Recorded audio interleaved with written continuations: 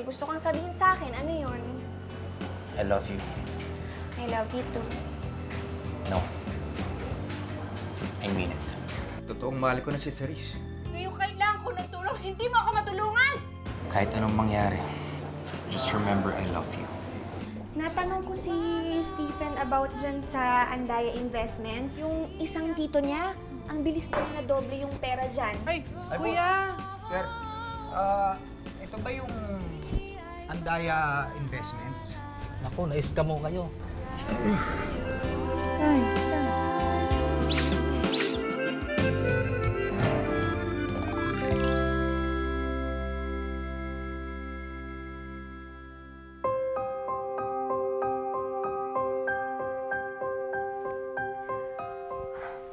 Stephen, come and join me. Let's celebrate. Tita, paano niya nakukuha magsaya matapos yung manira ng buhay ng tao? Eh, hindi naman kayo ganyan dati ah. Alam mo, tingin ko talagang sinira na ng sugal yung pagkatao ninyo eh. Oh, come on! Don't be dramatic! Ano ba? Kasalanan ko ba natatanga-tanga sila, ha? What can I do? Please naman. You said you only need 20 million pesos at ngayon naman kinuha ninyo lahat ng pera nila. Akala ko ba sabi mo hindi sila matakaw sa pera? Bakit sila ganit sa interest, ha? Alam niyo ba kung saan nila gagamitin ang interest na yun? Sa mga Oh, nangangailangan. come on, Charities. Kaya tita, please, I ask you, ibalik na ninyo yung pera nila. Please. Kasalanan ko to eh. Hindi dapat ako pumayag na mag-invest tayo dun sa Andaya Investments. Pero bakit kasi? Sabi ni Stephen, yung tito raw niya, kumita. Sis, tingin mo may kinalaman kaya talaga si Stephen dito? Ewan ko. Ano? ay naku. Nasaan na ba kasi yung tatay mo eh? Ay! Tay! Andiyan ka pala! Ano ka ba? Bakit nandito ka? Para malapit sa gamot. Kanina pa ako nandito eh. O naman, sa susunod pag himatayin ka sa taas ha, 4 ang kwarto dun eh. Tawarin mo ako, anak. Isinugal ko ang lahat sa Andaya Investment. Lahat? Lahat ng pera natin. Ano? Ay, teka. Ako himatayin sa taas. Dun ako. Marta! Dito ako sa kwarto.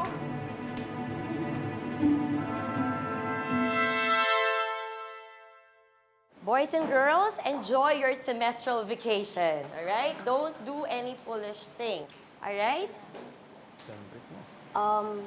Therese, is there anything wrong?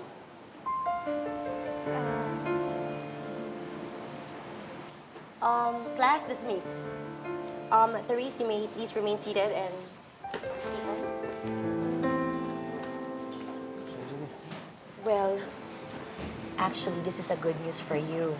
All right? I want to brainstorm to both of you, and this is regarding our senior prom. Sorry po ma'am, pero wala na po kasi ako dito sa next semester. Huh? Why? Eh, nakakayaman pong sabihin, kaya lang po, naloko po kasi yung tatay ko ng mga scammers eh. Ayun, nasaid po yung bank account niya. Kaya wala na po kaming pera pang enroll. Babalik na lang po kami ng probinsya. I'm sorry to hear that, Therese, pero sayang, favorite student pa naman kita. Stephen! Stephen! Stephen!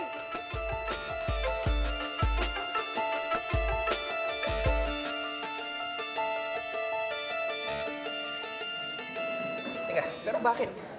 Di ba sinabi ko sa'yo, don't invest everything? I know. Pero kasi masyadong na-excite si tatay dun sa unang kinita namin eh. Kaya ayun, naglakas loob siya na i-invest lahat ng pera niya.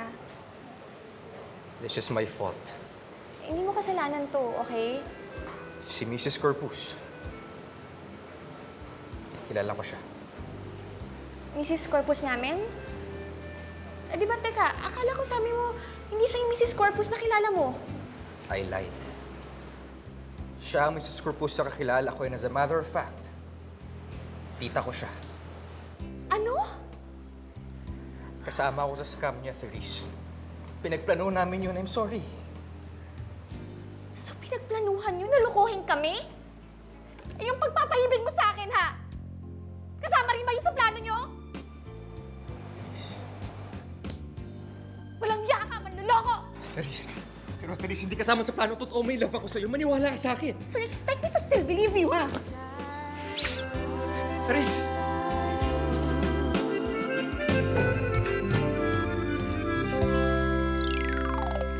O anak, lagay mo na sa kahon ko lahat. Dahan-dahan na. Dahan-dahan. Mabuti na lang at natira itong bahay.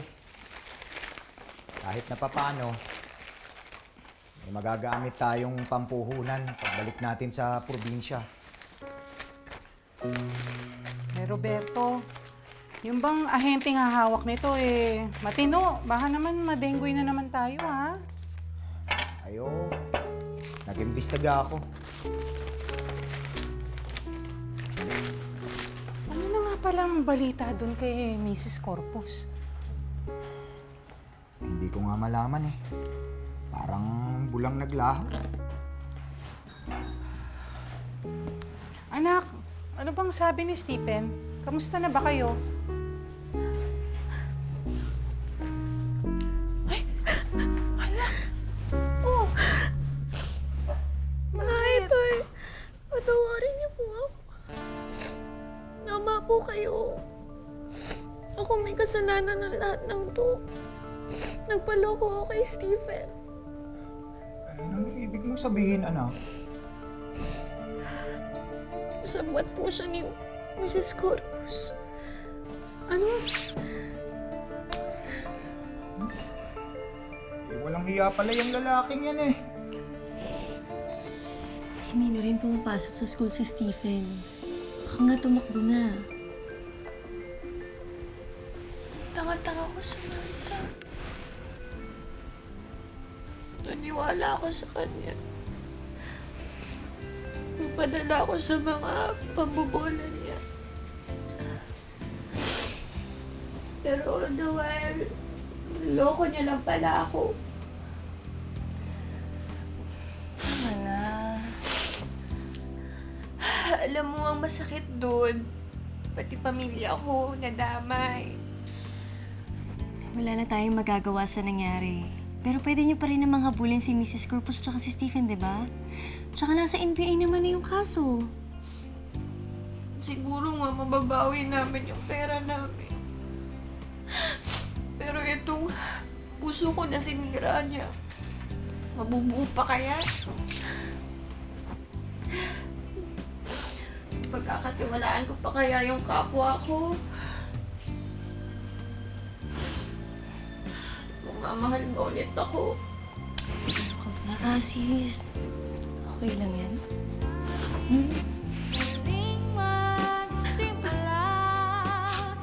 Girls, ayusin yung maigi yan, ha? Ayoko nang may trace ng Andaya Investments. Itapon lahat yan. Hello, Harold? Yes. Yes, my flight is tonight, so I'm going to Macau. I'll see you in Spain, okay? Alright, bye. May bibisita ko kayo. Bakit nandito? This is Carmen Andaya Corpus. You are under arrest. You have the right to remain silent. Anything you say or do can and will be used against you in a court of law. Sandali! Nagkakamali kayo! Bakit? Ano lang po kayo? Stephen! Ano to nangyayari? Please explain! What is happening? Sorry, tita. I have to do this. Wala kang utok na Ay!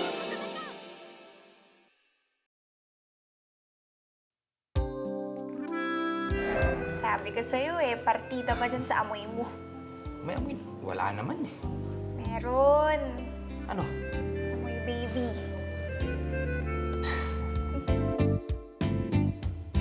Do you still remember when we met?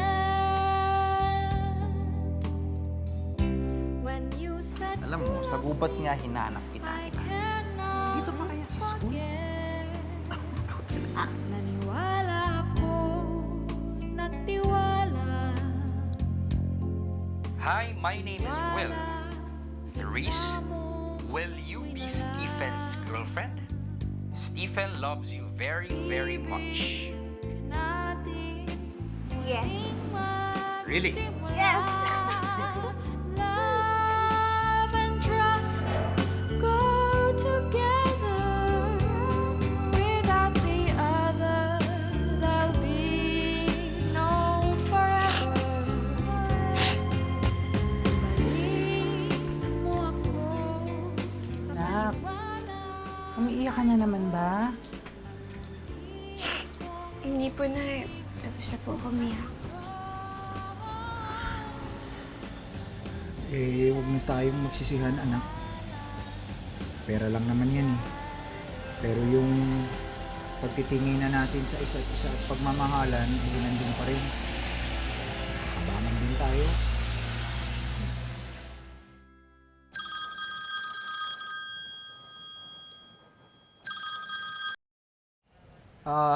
Hello? Mr. Roberto Prieto? Opo, ito nga po. NBA po. Gusto ko lang sabihin na nadakip na namin si Carmen Corpus. Kung pwede lang po, pumunta kayo agad dito sa opisina. Opo. Pupunta po kami dyan. Nahuli na daw si na Mrs. Corpus.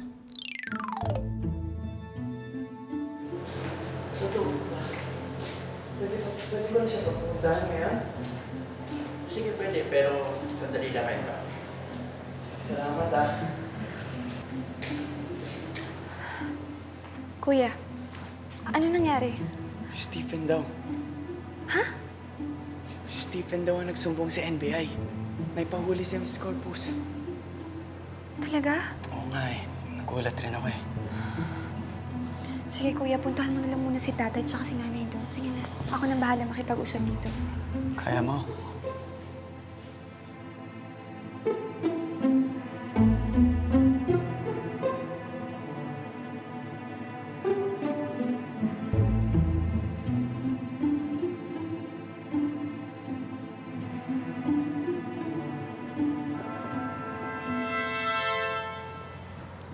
Paalala lang mo, sandali lang kayo.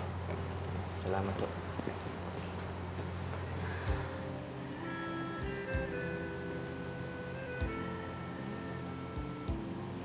Salamat, Stephen. Dahil nabawi na namin yung pera namin. Therese, sinabi ko naman sa'yo, di ba? Mag-whistle ka lang. At nandiyan na ako kagad sa tabi mo. Handa akong protektahan ka. Kahit ako mismo makaaway mo. At hindi ako nagsisi na nakilala kita at ang family mo. Alam mo, even for a day, naramdaman ko how it feels like to have a loving family. At yun ang kayamanan na hindi mo nanakaw ng kahit na sino. I hope in time na mapapatawad niyo ko. Paano na tayo? Therese, I'm letting you go. Sana mahanap mo ng lalaki talagang para sa'yo. Therese, how I wish na ako yun. How I wish, pero parang hindi na pwede kasi wala na akong mukhang may aharap sa family mo at hindi ko alam kung mapagkakatiwalaan mo pa ulit ako. Alam mo, Stephen, sa ginawa mo to, naniniwala ako na isa kang mabuting tao. Na napilitan mo lang gawin yon dahil sa pagnanais mo na makabayad sa utang ng tita mo. Therese, thank you. Thank you so much for everything.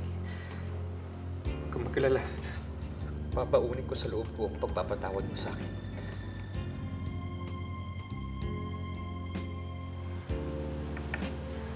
Love you so much. Excuse me, kailangan mo nang bumalik sa loob. Love and trust go together. Without the other, there'll be no forever. Balik mo ako sa paniwala.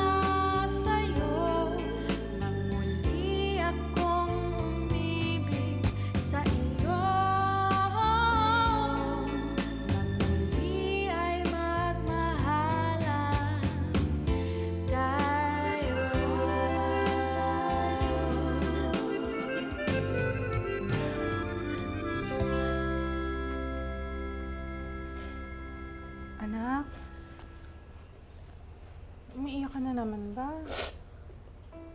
Hindi po na. Kakatapos ka lang po umiyak. Eh anak, mahal mo pa ba si Esteban?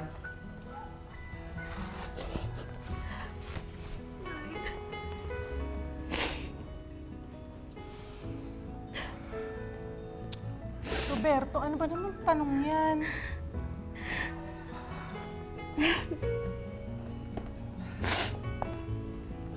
Eh, kung gusto mo kasi anak, pwede ko namang iurong yung kaso laban kay Esteban. Parang pasasalamat na rin dahil kung hindi naman sa kanya eh, baka kung nasa ang lupalop na yan si Mrs. Corpus. At saka nagpapakasasa na sa pera natin. Eh ano, gusto mo ba? Ang naho tayo. Sabi niya rin naman na gusto niya daw pagbayaran yung nagawa niyang kasalanan. Eh, anak, paano naman ang puso mo? Ito, nagpapagaling.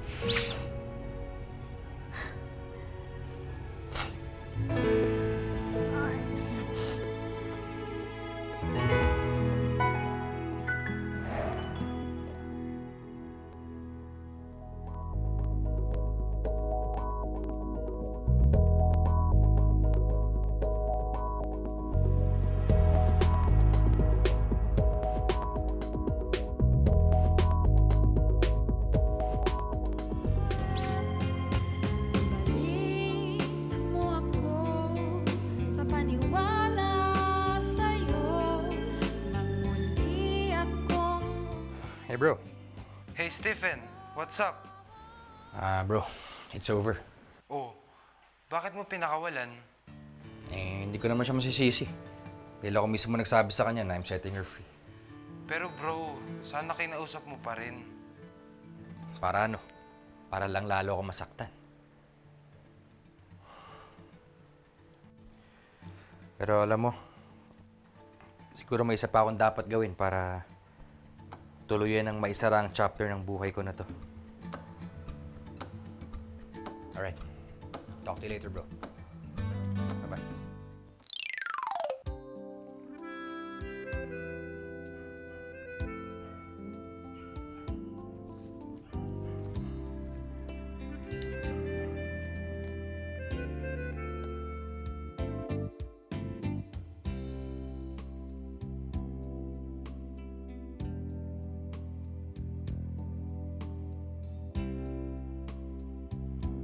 Wala na siya dito. Ginawa ni Therese yung sinabi niya.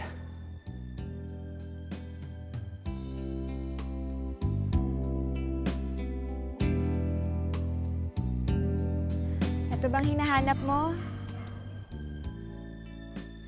Alam mo, hinukay ko nga to pero hindi ko alam kung bakit hindi ko rin maitapon-tapon eh. Kaya andito ako ulit para ibaon siya. So, ibig sabihin ba na mahal mo pa rin ako?